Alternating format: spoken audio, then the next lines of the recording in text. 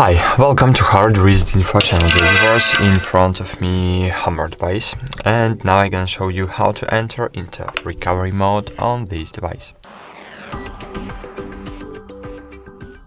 To do it, firstly press and hold power button and choose power off, wait a while, then press together power button and volume up buttons.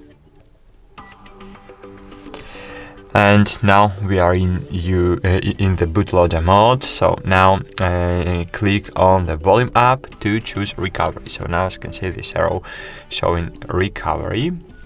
And now click volume down to select recovery and wait a while.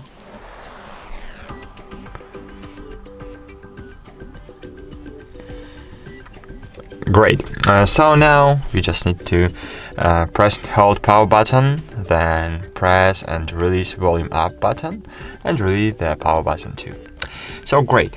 Now just scroll down using volume down button and scroll up using volume up button. And if you want to select one of the items, just use power button.